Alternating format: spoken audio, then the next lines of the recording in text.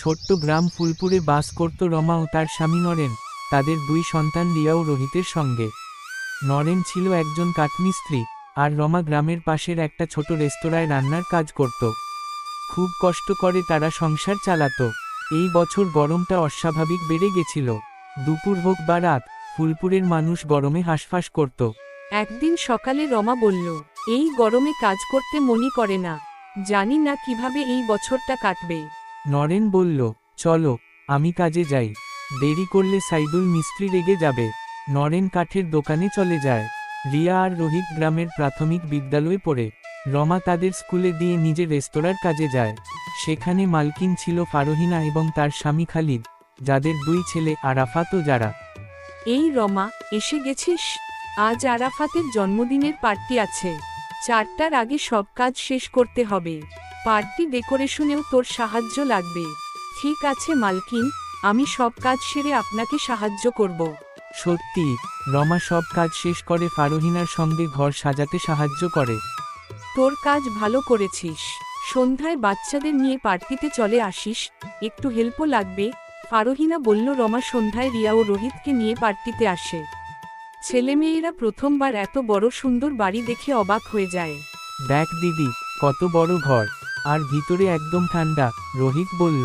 এগুলো সব এসির জন্য, আরাফাত বলল।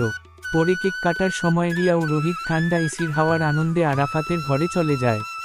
তারা সেখানে বিছানায় বসে আরাম করতে করতে কখন ঘুমিয়ে পড়ে বুঝতেই পারে না। এদিকে আরাফাতের বোন যারা ঘরে ঢুকে দেখে ওদের ঘুমন্ত অবস্থায়, আর রেগে গিয়ে চেঁচায়, মা, এই দুজন আমার বিছানায় কি করছে? ফারহিনা এসে রাগে ফেটে পড়ে, এই তোর ছেলে মেয়েরা আমার বিছানায় উঠে গন্ধ ছড়াচ্ছে। আমি ভাবলাম নতুন পরিবেশে একটু আনন্দ পাবে, কিন্তু ওরা তো সীমা পার করল। আর আসতে হবে না এখানে, তুইও কাল থেকে কাজেও আসবি না। দয়া করে মালকিন, একবার ক্ষমা করে দিন, এই কাজেই তো সংসার চলে, রমা কাঁদতে কাঁদতে বলে। কিন্তু ফারহিনা রমার কোনো কথা শোনে না এবং ওদের বের করে দেয়। পরদিন সকালে রমার ঘরে এক দানা চালও ছিল না। আজ কি দেব বাচ্চাদের খেতে, রমা ভাবছিল। ঠিক তখন নরেন ফিরে আসে আর বলে, আজ সাইদুল মিস্ত্রির ছেলের জন্মদিনে খাওয়ার আয়োজন ছিল। কিছু খাওয়ার এনে দিলেন বাচ্চাদের জন্য। সেই রাতে তারা খেয়ে ঘুমিয়ে পড়ে। পরদিন রমা আবার ফারহিনার বাড়ি যায়, একটু টাকা ধার নেওয়ার জন্য।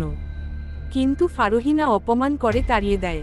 মনের কষ্টে রমা ফিরছিল, হঠাৎ দেখে এক পোস্টার, ফুচকা বিক্রেতার দরকার, নিচে নম্বর দেওয়া, আমি তো ফুচকা বানাতে পারি ভেবে রমা পোস্টারে দেওয়া নম্বরে যোগাযোগ করে। দোকানদার রবিউল জিজ্ঞেস করে, তারপর রমা বলে, হ্যাঁ, আমি ভালো ফুচকা বানাতে পারি, মশলাদার, টক ঝাল সব ধরনের। তাহলে কাল থেকে কাজ শুরু করো। রমা সেই দোকানে কাজ করতে শুরু করে। প্রথমে সে শুধু ফুচকা সার্ভ করে, পরদিন থেকেই বানাতেও শুরু করে। রমার বানানো ফুচকা এত জনপ্রিয় হয় যে লোকেরা বাড়তি প্লেট নেয়। রবিউল বলে, রমা, তোর হাতে তো জাদু আছে। রমা হেসে বলে, গ্রাহকদের ভিড় বাড়তে থাকে। রবিউল বলে, কাল দোকানে এসি লাগাবো, লোকজন আরাম করে ফুচকা খাবে। পরদিন এসি লাগানো হয়, বিক্রি আরও বেড়ে যায়। গ্রাহকরা ঠান্ডা হাওয়ায় বসে খুশিতে ফুচকা খায়। এক সন্ধ্যায় বাড়ি ফিরে রমা শোনে রোহিত রিয়াকে বলছে, দিদি, কবে আমাদের ঘরেও এসি আসবে? রমা চুপচাপ শোনে। পরদিন কাজ থেকে পেমেন্ট পেয়ে সে এক পুরনো এসি কিনে 8,000 টাকায়।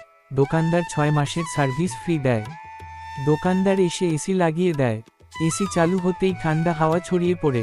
রোহিত বলে, দিদি, মনে হচ্ছে বরফের রাজ্যে চলে এসেছি। নরেন কাজ থেকে ফিরে দেখে, তুমি সত্যিই অসাধারণ, বাচ্চাদের জন্য এত করেছ। এরপর রমা ও নরেন দুজনে মিলে ফুচকার দোকানে কাজ শুরু করে। ফুচকার দোকান ভালো চলে আর বাচ্চারা গরমকালটা আনন্দে কাটায়।